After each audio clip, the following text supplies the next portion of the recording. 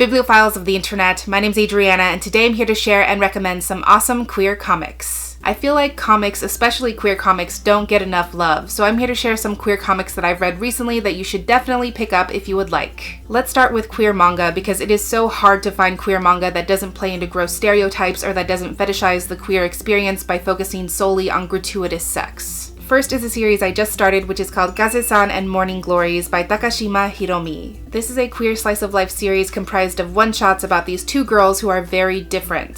Yamada is extremely awkward and reserved. She is the sole member of the school's greenery committee, and she loves tending to the garden and watering the morning glories. While she's tending to the garden, she runs into the ultra-popular, super-athletic track star Kaze, who's very outgoing and who's been known to openly date girls in the past. Yamada finds herself attracted to Kaze, and what ensues is a very soft, heartwarming exploration of queerness. I like the way this series reads as a collection of one-shots because then you get these very cute scenes where the mangaka gets to explore this relationship and how it develops. I love a good disaster character who is constantly experiencing gay panic, and that is Yamada 100%. It takes her a while to come to terms with the fact that she's attracted to Kaze, and I appreciate that Kaze is out and doesn't hide her dating history because that's ultimately what pushes Yamada to realize that it's okay to like girls. And the story isn't driven by the fear of coming out. It's not about feeling ashamed or apologetic about your queerness. It really is just a sweet romance. My one note is that Yamada does often repeat that Kaze is boyish or like a boy, either to establish the relationship dynamic you would expect from a typical heterosexual relationship or to justify her queer desire in some way, and even though it's just a very small part, I don't think the story needs it. But otherwise, this series is comedic, romantic, fluffy, and sweet, and I would definitely love to read even more of it. Speaking of queer disasters, we have to celebrate the national treasure that is Go For It Nakamura by Sionde. This is another queer slice of life one-shot manga about the ultimate queer disaster, Nakamura, who is crushing hard on his classmate Hirose, even though the two of them haven't even been properly introduced. Nakamura is so focused on orchestrating some sort of incredible meet-cute that he's constantly losing his nerve, and ultimately this manga is less about romance and more about him gaining a sense of self-confidence. I love this manga so much because it's hilarious, but it's also incredibly real because in Japanese culture, Nakamura doesn't really have a reference for what queerness actually looks like. So many youth educate themselves by turning to queer media, which for Nakamura is boys love manga and anime series, which are not always the most healthy or accurate.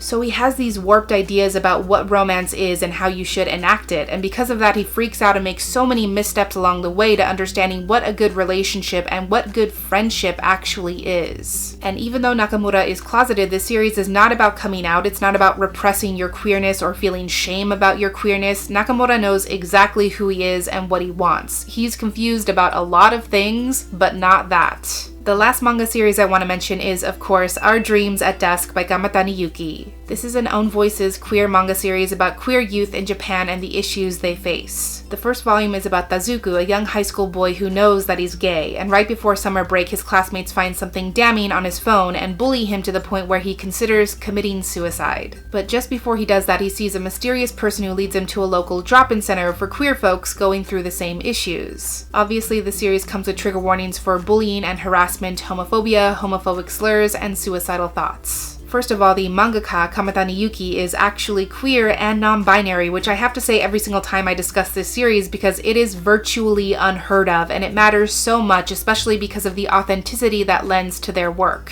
I love the feel and the aesthetic of this manga series. It's quiet, it's got that summer haziness, it plays with surrealism a little bit, and it just does a great job of exploring both how liberating and restricting it can be to realize your queerness. Dazuku is definitely struggling in the series because he doesn't understand why he's expected to hide himself, why he's not allowed to pursue his own happiness and just exist. And at the same time, he's actually seeing his very first real-life examples of queerness. There's this moment when he sees two women who are married, and to hear them call the other person their wife is literally a life-changing moment. The way that entire scene is shown and how that one example of validation unlocks something fundamental within Dazuku and allows him to embrace the romantic feelings he has for one of his classmates actually brought me to tears. The power of that moment when the floodgates open, so to speak, I feel like every queer person knows what that's like. This is an incredibly powerful, emotionally evocative series about finding your place and finding your people. This series is set to explore multiple identities and gender expressions, asexuality, and so many more things across the queer spectrum, I'm sure, so I definitely recommend it. Moving on to graphic novels and comics, I have to mention Bloom by Savannah Ganusho and Kevin Panetta. This is the softest, cutest story about Ari, who works in his family's bakery, but he already has one foot out the door because he wants to leave behind his beachside town and pursue music. But before he can do that, he has to find and train a replacement baker, which is how he meets Hector, who's making Ari rethink everything he thought he wanted for himself.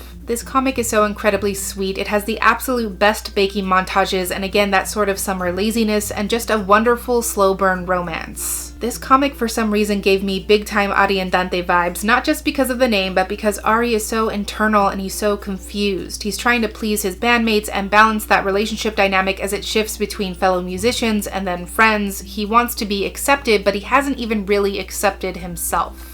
Ari is struggling to understand what he wants. He can't even really articulate what he feels, and because of that he acts rashly and messes up time and time again. Hector, on the other hand, is an open book. He's full of generosity and kindness and represents this sort of unconditional safe haven that Ari doesn't even realize he craves and needs. In many ways, both of these characters just need love and kindness, room to grow, and someone who's willing to give them that. It's a comic about family, about self-exploration and acceptance, and realizing that it's okay to figure out what you want in life as you go through it, and that everything important will come as long as you're true to yourself. Next is a comic series I've been talking about for quite some time, but it deserves every speck of attention, and that is the Avant Gardes by Carly Usden and Noah Hayes. As I've said, this is a queer sports comic that is 100% Check Please meets Giant Days about an all-black cast of basketball players / artistic types. The main character is Charlie, who transfers to this arts college, promising herself she will never play basketball or team sports ever again, but then she is courted by the cute and persistent captain of the Avant Gardes. First of all, this comic is hilarious. It has an incredible cast of characters who have so many different personalities and styles and interests and body types and identities and gender expressions, and considering how this is a visual medium, I think it's so important to literally see that on the page. For example, in the 5th issue, the focus is on Jay, who's non-binary and who's in a relationship with another NB person, and to see the different ways they express and present their gender, to see absolutely everyone use the correct pronouns and ultimately celebrate Jay for their artistic success,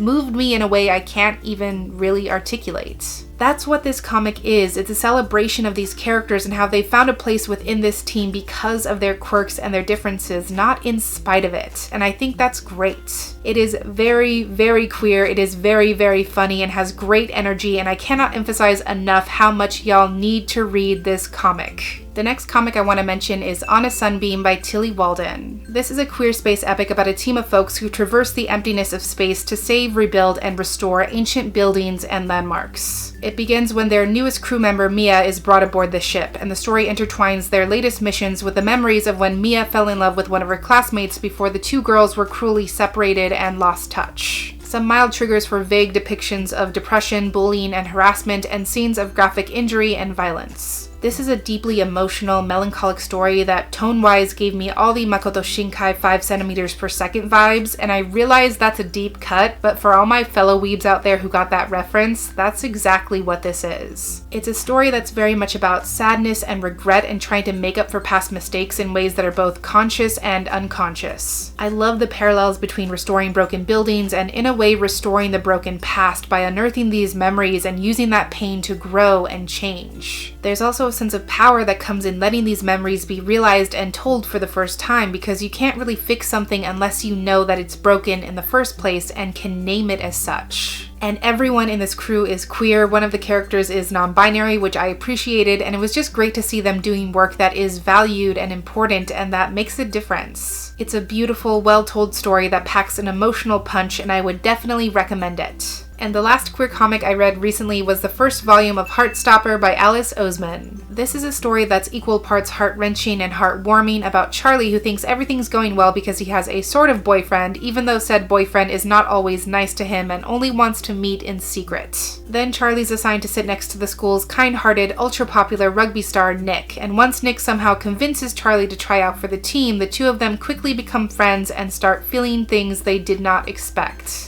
This story definitely comes with triggers for mentions of a public outing, depictions of physical and emotional abuse, homophobic comments, and depictions of bullying and sexual assault. Alice Oseman, I'm realizing, is an author who will make you feel so much, who will give you these characters and relationship dynamics that will leave your heart soaring, but she will also not shy away from moments of quiet pain and unhappiness. And I think ultimately it's about how sometimes you may have to struggle to figure out who you are and what you want, but that is not a reflection of your self-worth, and that doesn't make you any less. Even though it does broach heavy topics, this is an extremely fluffy, feel-good comic about these two boys falling into this incredibly easy friendship and realizing that their feelings for each other are growing at an exponential rate. At its heart, it's really about the positivity and elation that relationship brings to their lives. It's really sweet, it's funny, and even though it does hurt at times, it made me smile so much. Volume 2 comes out in July, and I cannot wait. So those are just a handful of queer comics I've read recently and would definitely recommend. Obviously, I would also recommend stuff like The Prince and the Dressmaker, and Check Please, and Fence, and The Backstagers, and Lumberjanes, and so on and so forth and whatnot. And if you know of any queer comics or manga that you would like to recommend yourself, feel free to share in the comments. But that's everything I had to recommend today. Thank you so much for watching this video. I really hope that you enjoyed it, and I'll catch you on the flip side of the page.